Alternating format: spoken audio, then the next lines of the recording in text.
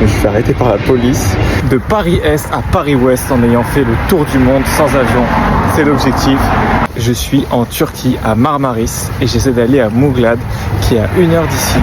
Je vais faire du stop. Et ça va être ma première expérience de stop en Turquie. On va voir comment ça se passe. La première étape quand on fait du stop, c'est de trouver le bon spot. Donc on sait jamais lequel c'est, mais statistiquement, aller dans une station-service, c'est quand même plus facile parce qu'on peut parler à des gens qui sont arrêtés et donc paraître un peu plus sympa.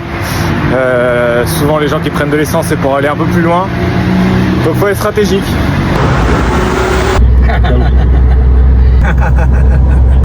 On rigole bien, hein. Je suis à l'entrée de Muğlak devant son université parce qu'un professeur d'histoire m'a pris en stop. Donc il me reste 13 minutes avant d'être dans le centre. On va essayer de trouver quelqu'un. Pardon, 2600 öyle bir şey.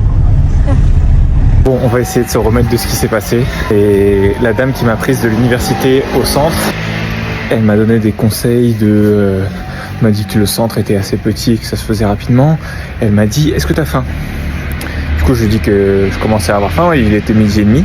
Elle me dit, je connais un bon endroit, ça peut être très sympa et tout. Et elle m'amène dans un endroit et elle me paye à manger. Et moi je sais pas, je suis en train de manger, elle est partie travailler. Et quand j'ai fini de manger, je vais pour payer. Et elle me dit, ah mais non, mais elle a réglé la dame d'avant et tout. Je ne veux pas banaliser ça, peut-être que tous les Turcs font ça, mais incroyable la gentillesse. Premier jour, expérience de fou.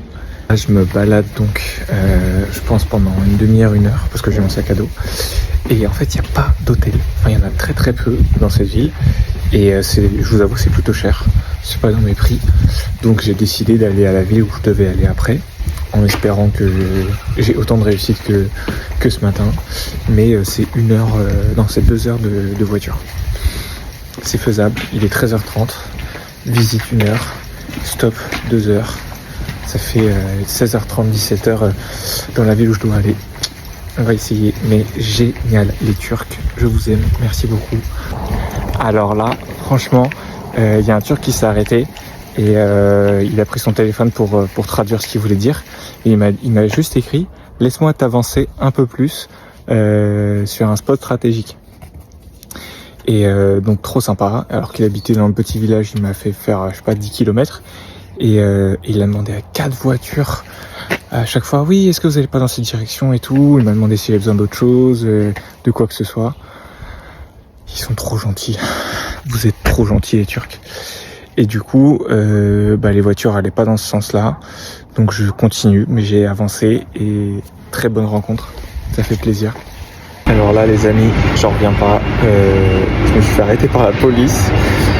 Mais très gentiment, juste ils m'ont dit laissez-moi vous emmener à la station de bus. Je vous avoue, j'ai pas fait le malin. Et en fait, ils m'ont ramené à Muğlak.